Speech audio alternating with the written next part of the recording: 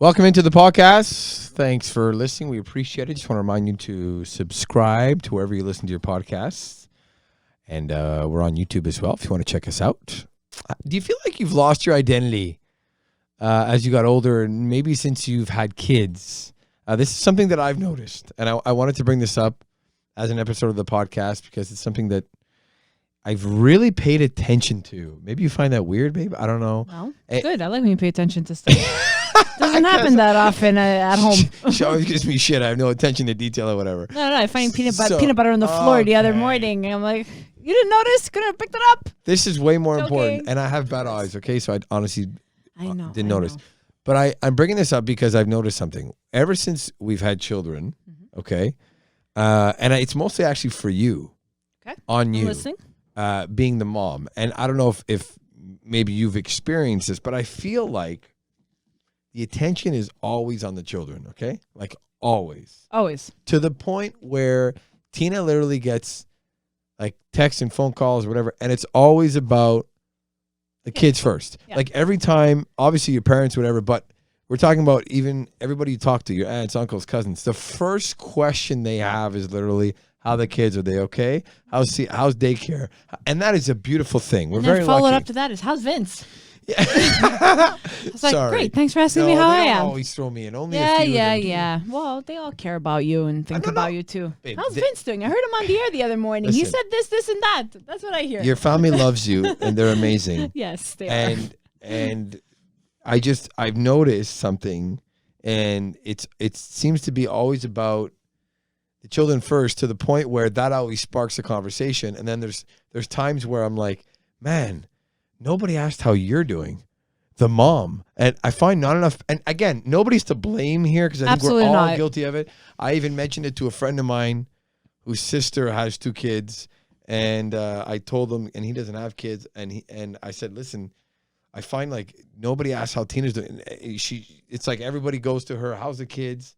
Or even how's Vince or whatever. And he's like, I'm guilty of that with my sister. I always ask how the children are. Yeah. I don't even ask how she's doing. Is that something you've picked up on or no? I have, and I kind of just forget about it, and I kind of tucked it somewhere in my brain and don't really try to pay attention to that detail that sometimes it does bother me when I'm not asked, how you doing? What's new with you? I get it. We're all in this pandemic. There's not much going on in anyone's lives these days. And, I'm a stay-at-home mom for now. I'm not back at work yet. So I guess we're kind of all in that redundant routine of doing the same thing day in and day out. Yeah. But, it would be nice once in a while to just be like, hey, Tina, how are you doing? What do you need? What do you need? Is there anything I can help you with? And it's, I don't know, I kind of just, I guess I forgot about that. Like, I don't really care. It's like even when I get on the phone with my friends or my selfless, family. That's why you're selfless. I ask them, how you doing? How's everybody in your family doing? How the kids? Anything I could help you with? So I kind of just forget about myself, and sometimes I remember and it bothers me.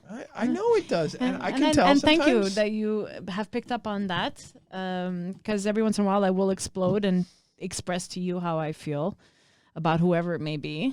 Sometimes it's it's my parents who I'm like, no, my mom hasn't really asked me how I'm doing, or like your mom. Sometimes I feel like this is just asks about the kids and I feel forgets about you and I feel bad. Same with everybody else once in a while. But another once in a while, when I'm having an actual serious conversation, let's say with a friend on the phone, and it's all about like me and my friend, or like me and whoever I'm talking about. I just feel bad because you go and have children, and then it's not. We're okay with it. It's all about them. We want it to be able. We want to talk about our kids. We appreciate that people are asking about how the kids are doing. But the little negative thing is, it's just a very little negative. It's a little negative, and I find maybe more like selfish people will say, "Hey, what about me?" or whatever. I know you're not like that. No, because there's a lot of moms that you are the most selfless people in the world. It's always everybody else first. It's way more than I don't know how you do it. You're good at that too. I'm okay. You put a lot of people before yourself, especially your family. I don't know, but what I have noticed is that maybe it's just like a pandemic thing too, whereas people aren't as what's the word I'm looking for? They're not, when it comes to actually caring. about everybody's your life. a lot of people have become extremely selfish, or their selfish qualities have come out. It's unfortunate. Which is unfortunate, and it's each man for himself. And I think that's why we're in this situation in the first place, because everyone's thinking about themselves. Yeah. No one's thinking or respecting the rules that have been implemented across the world by the World Health Organization, by our governments. Yeah. Everyone's like, it's not going to happen to me. So, but it's so sad. This pandemic has brought out a lot of negative emotions and personality traits. Yeah. Look, we're lucky. And we're all guilty to a certain degree. Of course, no one's perfect here, and we're all going through our struggles. I know. And I think that is not helping.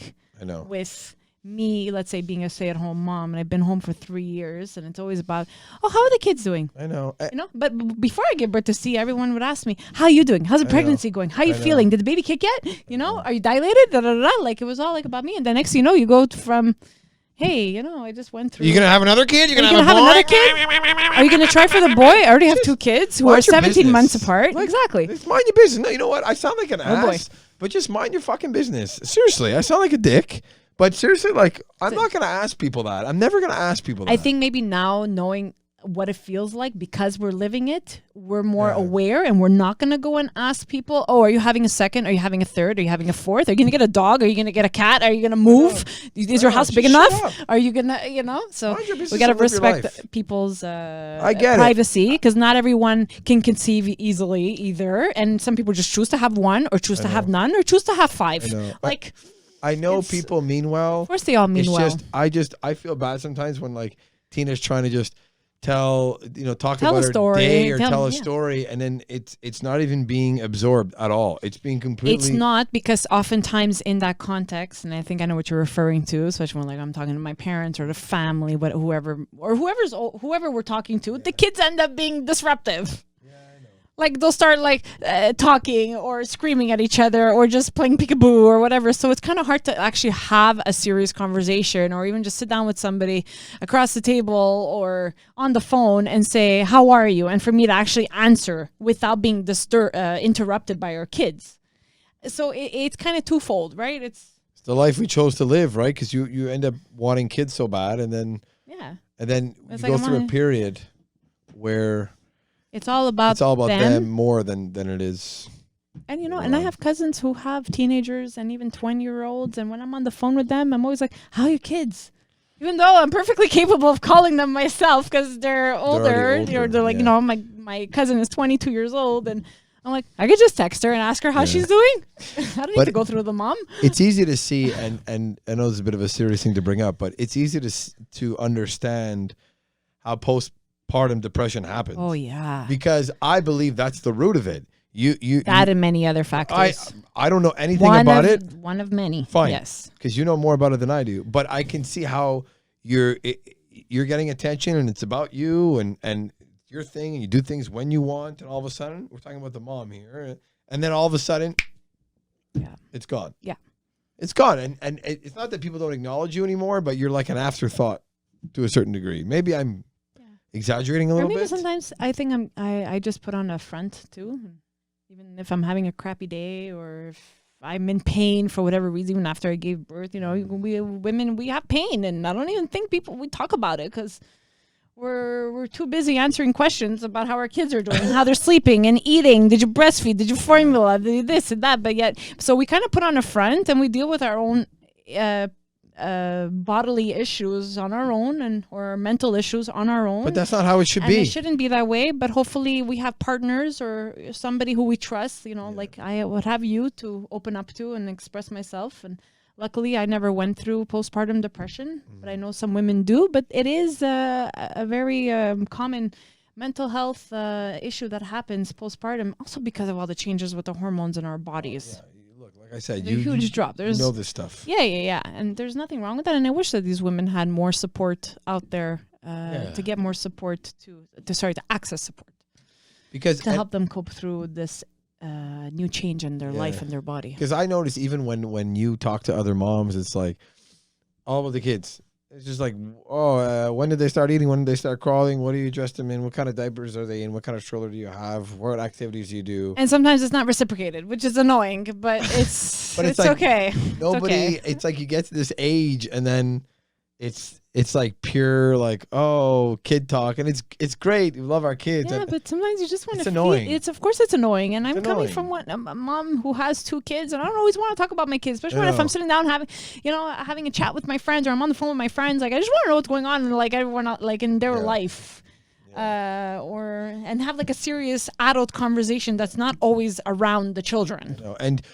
And you have more of an identity than just being a mom. Does that sound bad? No, of course not. Because we are a person. Yes, you're a person with an opinion, and you have your likes and your dislikes, and you have your behavioral complex or whatever the hell you call it. You studied psychology, so that's the thing that drives me the craziest. It's like it's not just about being a mom. Thank you for acknowledging that. I've noticed this, but it's not just you. There's people listening to this right now. I know they can relate to that. Of course they can.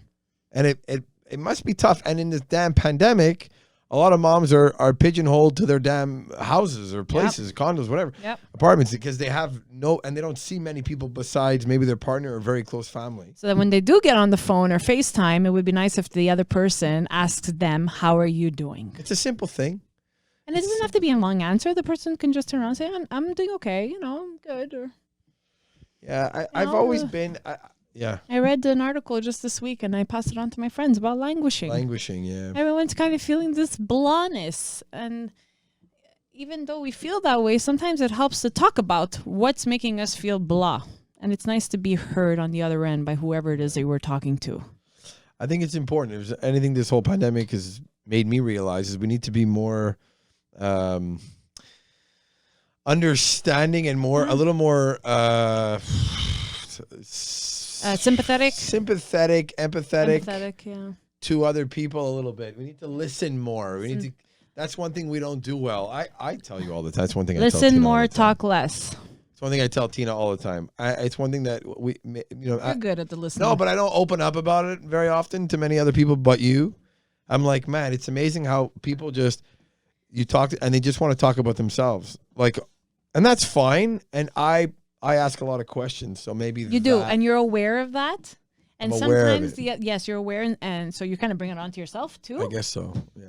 Maybe sometimes an awkward pause or an awkward silence will make the other person come up with a question to ask you. Especially if it's if it's meeting new people for the first time, and but you're very good at initiating conversations. You always have been, regardless of who it's with, even with your own circle of friends and family. You ask questions, but even as a dad, you've lost. Or maybe a bit of your identity too. It's true. It's true. It's like people will always ask, how are the kids first? And maybe the mom gets asked, how are you? And then dads are often forgotten. That's true. And you've mentioned this to me, how you feel that way sometimes. And it's not right. And I'm sure other dads who are listening feel the same way. Or you become like an afterthought. An afterthought. Or you just become the man of the house who provides and that's it. And one thing I don't like, and whatever, think whatever you want. There's always like these stereotypes to a certain degree, which I think are old school and they need to change. Of like, you have daughters, they're gonna want a lot of jewelry. Get a third job, get a fourth job. No, hey, you better hustle now. You gotta save for their education and their jewelry and cars one day because they're gonna want their own cars, and mom and daddy have to pay for them. They're gonna pay for their own shit. And they're moving out at 18. No, but whatever. I'm joking. We're exaggerating. They're not moving out at 18. But if they want to, they can. No. What do you mean you wouldn't let them? Unless they move away for school. It's another discussion. The point is, no, it's okay. But the point is like I hate these stereotypes, and then like the wife just bosses us around, which does happen a lot. Oh boy, now we're going into another conversation. No. Here. Hold on. I'm not talking about the relationship between us two. It's more like dad doesn't know anything. Dad just pays for shit. Doesn't change diapers. Oh, wow. You know how to change the kid? What are you just babysitting our kid? There's all these stereotypes. We talk about being in a progressive society now with gender equality. All the way. And racism. We're trying to beat racism. Let's also have a conversation about how dads or stereotypes around dads. And it has changed to a certain degree, which I'm very happy with. It's just, I find it's I don't know if it's a generational thing. It's starting to change now. It's starting to our dads are different. We're doing more. Oh yeah. We're way more involved. You're not dads from the 1950s. Yeah, it's like, heck, my dad changed my diaper. Yeah, my dad didn't. He was older. Your dad didn't, but It's a generational thing, like you said. It's a generational thing, and sometimes little comments are I don't know, they cut deeper than you think, I guess. That's all. That's one thing I've realized. Well, I gotta say, my dad is 65 years old, and he stays sometimes alone with our children. You know, my mom will go out and get groceries or whatever it is, and he'll stay with them, and there's no issues. And I have no hesitation leaving my dad with the girls. Yeah, no, he's great, but there's not a lot of my dad is adapted. Not a lot of men are like that at that age, I find. No, of that generation. But even of our generation, I remember once when I gave birth to Sia. So when we had Sia, the CLSC nurse came to our house a couple of days after we came home with her. And I remember her telling me, okay, since mom is breastfeeding, how about dad gives the baths?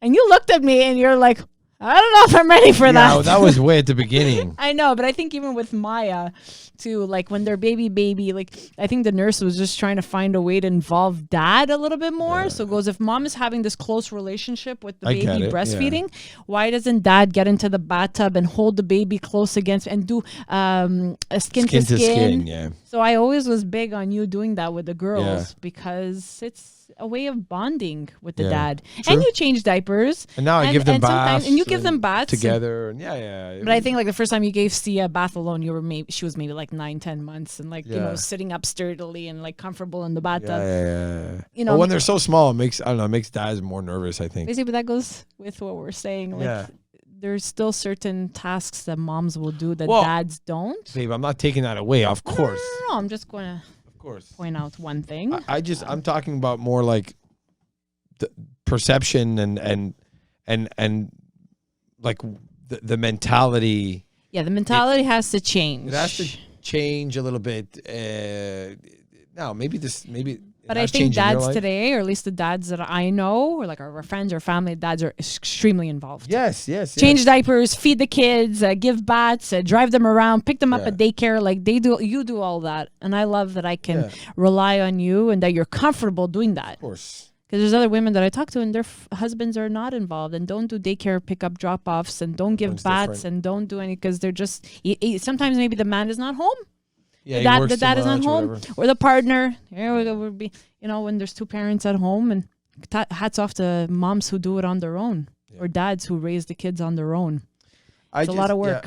Yeah, I just think that, you know, maybe to wrap this up, maybe next time, or if you ever talk to like a mom or a dad or with young kids or something, feel free to ask how they're doing. What's going on in your world? How's everything in your life? Are you okay? Are you okay? What's new with you? And if that mom or dad chooses to talk about their kids and so instead of themselves, then that is a personal choice. But it's nice to give them the option. We also all know people in our life who are better listeners than other people. Oh yeah, you know. So you could try to gravitate toward those people maybe a little more that will actually listen to you. Feels good. Yeah, of course it does. It does feel good. It's therapeutic. It's very therapeutic. You feel better when but you also just know or feel that the other person cares about you. And not that you're just the mother or the father of the kids that they care about more about, you know. Because when I talk to people, whoever may be, I always make it a point to ask, how are you doing? How's it going? What's new in your life? I've always been that way, even before children. So it could just be a personality thing. Some people are more self-absorbed, more selfish, don't care about knowing what's going on in other people's lives. But we're not like that. And that's why it's nice to be asked once in a while. How are you? What's new? Yeah, it's not hard. It's really not hard. It's free, right? Yeah. It's about reciprocation. You might have a kid screaming in the background, but that's out of my control. I know it sounds like we're preaching, and no, not at all. But look, just being honest, something we've talked about. But it's important to maintain our identity, and even like. And part of our identity is, you know, for you to go out and do what interests you. You know, you DJ and go to the gym, doing activities for yourself, for your own good mental health and well-being. And same with me. You encourage me all the time. Oh, Tina, just go get a massage. You don't do it enough. Yeah, go shopping. You know, go get a manicure. You've told me so many times, and then I always like, no, it's okay. I'll go when I really need to go. Because you guys are so selfless. That's why you mothers. For dads, we lose our identity, but it's not to the same level. Like we're. Like you said, a bit of an afterthought, but it should never be that way. I know. And moms just lose it completely because of, you know, there's kids to think about and the family to take care of. And we take care of our partners and I take care of you. I know. I know. But do something for yourself. It's okay. Don't feel bad. Don't feel good. You have the mom guilt if you go get a massage. Yeah, but for me, it's easier. I'm telling you, it's a different dynamic. Anyway, sorry for all the preaching. No, it's not preaching. I know we got very preachy. It's the way we feel. Yeah, it's the way we feel, and that's our opinion. And that's what this podcast is about. Is basically just kind of through experiences and stuff. And you can disagree or agree with us, and no problem, no hard feelings. That's what it open. Yeah, we just want to open up and talk about what's going on in our life and how we feel. Yeah, it's an open discussion. That's what the podcast is all about. And we don't need to go to a therapist. No, exactly. Yeah. This is why we do the damn podcast. But I'm also a social worker, so it's like I think you miss work. Therapy with your wife. You miss work. A little bit. Yeah, I can tell. Yeah. One thing that we do love and how we feel is very strong towards Steak Bleu, and they're a local company in Montreal. If you are in Montreal or Laval, they'll deliver meat right to your door. It's vacuum packed, will last up to 2 years, many different cuts, and now barbecue season is here, so it's a perfect time to get on that. Go splurge on a tomahawk. Yeah, or nice, some filet mignon, steak, lamb. You get the whole shebang. Ribs. We had the ribs not too long ago too. Yeah, the ribs. Delicious. You hear us talk about it all the time, right?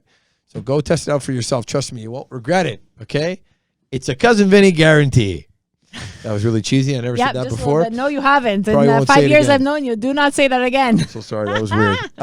If you go to steakbread.ca, type in fast10. They'll knock off 10% on your first order. They have variety boxes now. You can choose the meats you want. It's very cool. Steakbread.ca.